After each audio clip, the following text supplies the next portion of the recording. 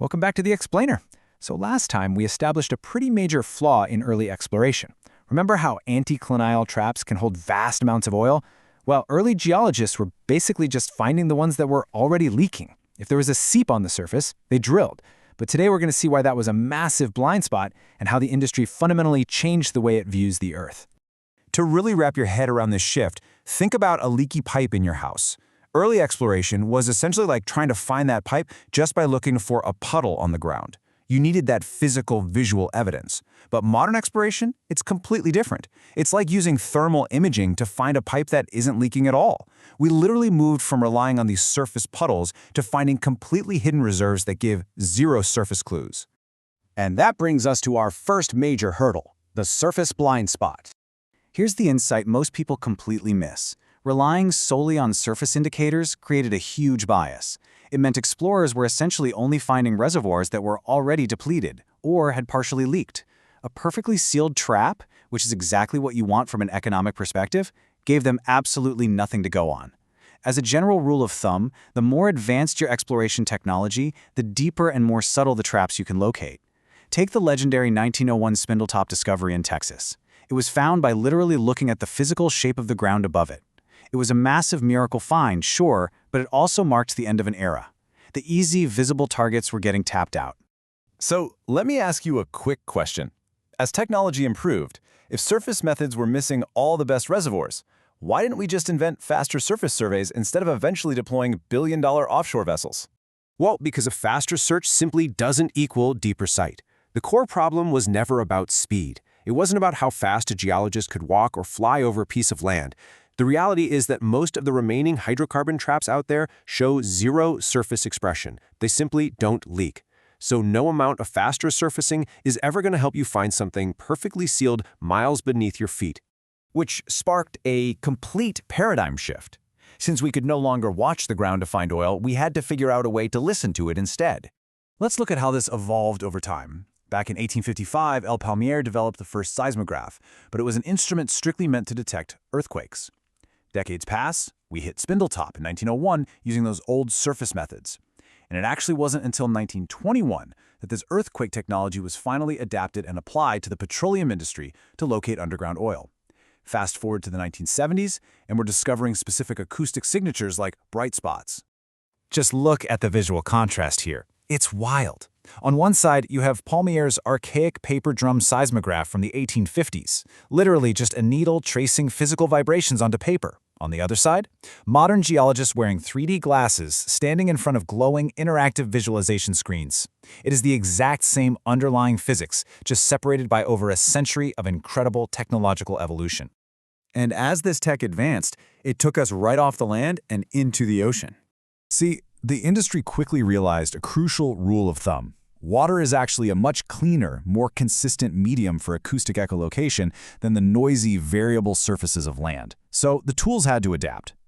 Onshore, we typically use these massive, heavy vibro-sized trucks to send vibrations down, and we plant sensors called geophones in the dirt to read the returning waves. But offshore, completely different ballgame.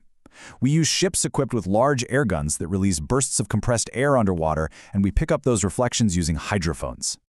Out on the open water, these specialized seismic ships tow streamers of hydrophones, and I mean these cables can extend for several kilometers behind the vessel. As the air gun fires, sound waves travel all the way down, bounce off subsurface rock boundaries thousands of feet below the seabed, and bounce right back up to those towed sensors. It lets us scan absolutely massive chunks of the ocean floor in a single go. So if you think about it, what we're basically doing here is industrial echolocation. Think of a bat sending out a click and reading the echo to navigate a pitch-black cave. Because sound waves travel at different velocities through different rock types, the reflections they send back allow geophysicists to literally paint a picture of the Earth's crust without ever needing to dig a hole to see it. But turning those echoes into a picture? That brings us to the digital X-ray phase. For a long time, the raw seismic data coming back from those sensors was a nightmare to read. It just looked like chaotic, squiggly lines on paper. Geologists had to manually guess what it all meant. Enter Computer-Assisted Exploration, or KX. The invention of the microprocessor absolutely revolutionized this industry. Suddenly, high-powered computers stepped in to process these massive volumes of field data in a fraction of the time, assembling those raw echoes into coherent, highly detailed maps of the underground. Let's walk through exactly how that evolved. Step 1, you've got your raw traces. Step 2, microprocessor assembly kicks in. That gave us our first 2D models, kind of like a single flat X-ray slice of the Earth. Then step 3 was the real game changer, 3D cubes. Imagine a rotatable CT scan where you can view the entire volume of a formation. And recently, we've even advanced to step 4, 4D. That's taking the same 3D volume but comparing it over a time lapse to see what's actually changing. I really want to drop this crucial statistic right here to show you the impact of this tech. The advent of 3D seismic imaging is estimated to have increased the success rate of locating reservoirs by 50%. In a business where a single dry well can cost over $100 million, a 50% boost in your hit rate fundamentally transforms your economics. Now here's a really interesting question for you. Let's say you've already found the oil using 3D seismic. You've drilled the well, it's pumping. Why would you spend millions running a 4D time-lapse survey on a field that is already producing? The answer? Fluids shift as you pull oil out. So a 4D survey tracks exactly where the remaining, undrained oil is hiding. But I should warn you, interpreting all this data has its limits. Geologists are always hunting for specific visual cues in the data. Back in the mid-70s, they discovered what are called bright spots. These are literal white bands that show up on the seismic recording strips. They happen because porous rock filled with natural gas creates a much stronger acoustic contrast than normal water-filled rock. It feels like a direct detection method, right? Like a giant neon sign pointing right at the prize. However, and this is a massive warning, bright spots do not hold universally, not even close. Many of them don't contain any hydrocarbons at all, and conversely, plenty of incredibly rich deposits don't show up as bright spots. The models can absolutely deceive you. Raw data, even when it's beautifully rendered by a supercomputer, is never ever a substitute for careful, methodical interpretation by an experienced geophysicist. And that level of expertise is critical when you look at today's deepwater reality. This entire evolution of site selection has pushed us into today's ultimate high-stakes arena. We are currently riding a massive structural upcycle. The global offshore drilling market is projected to hit an astounding $87.5 billion by 2034.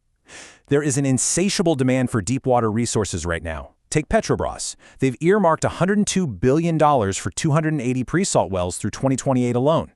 Every single one of those irreversible multi-billion-dollar capital commitments relies entirely on the advanced 3D seismic modeling we've just unpacked. And the cost of getting it wrong is higher than ever. Just look at this number, $450,000. That is the staggering daily benchmark rate for a modern 7th-generation drillship operating in prime areas like the Gulf of Mexico and Brazil. At nearly $500,000 a day just to rent the rig, you literally cannot afford to drill in the wrong spot. Your seismic data has to be pristine. Which leaves us with one final incredibly important thought for today's explainer. Thanks to modern technology, we can finally find oil in total darkness, perfectly sealed thousands of feet beneath the ocean floor. But there is a monumental difference between finding oil and actually being able to extract it. How do we prove that the oil we just found can actually flow out of the solid rock? We'll dive into the critical concepts of rock porosity and permeability next time. Thanks for joining me today, and keep learning.